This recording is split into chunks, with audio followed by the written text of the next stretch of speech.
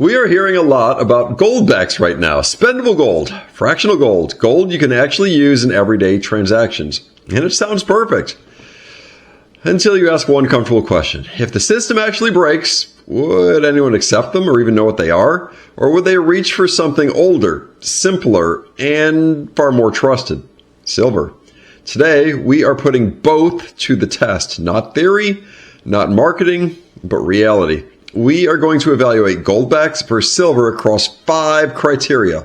Number 1, trust. 2, recognition. 3, divisibility. 4, premiums. 5, real-world usability. Because when systems fail, you don't get to explain your money. It either works or it doesn't. And let's start with the most important factor, trust. Silver has been used as money for over 5,000 years. Empires rose and fell using silver.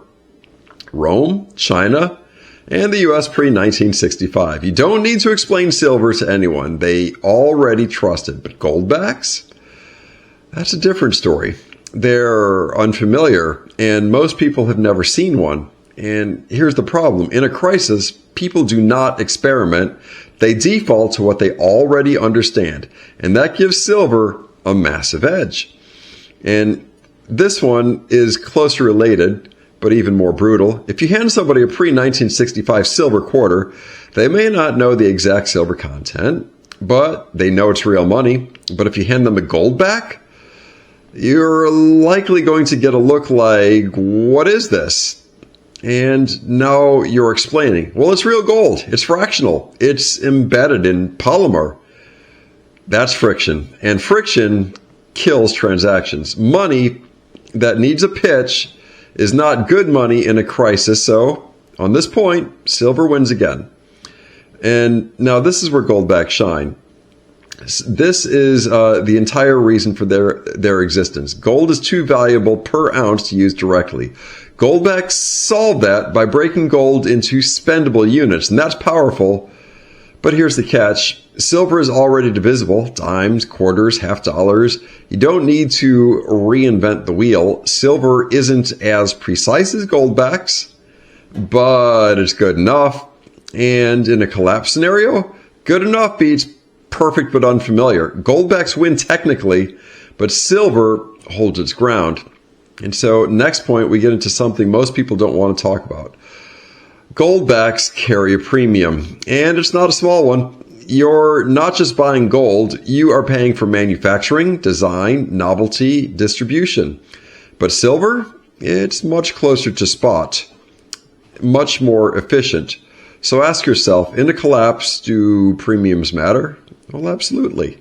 Because every dollar you overpay is purchasing power you don't have later. This is where Goldbacks take a real hit. And let's make this real. The power is out, the cards don't work, supply chains are shaky, and you go to a local farmer's market. You need food.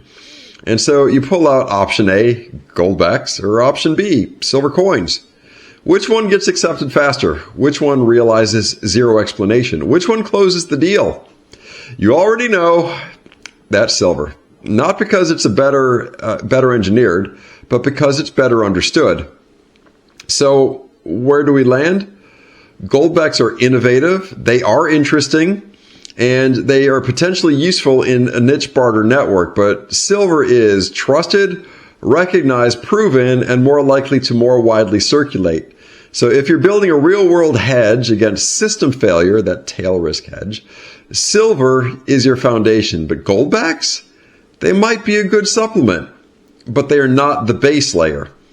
Now, the real question isn't silver or Goldbacks, it's how much of this do you actually need? Because owning some silver is one thing, owning enough to function in a broken system, that's a completely different game, which we'll examine in part 2, the next one. So for now, you know the rest of the silver versus Goldback story. Next, you'll know how much silver you'll actually need. But in the meantime, build that stack. iBankerU. Good day.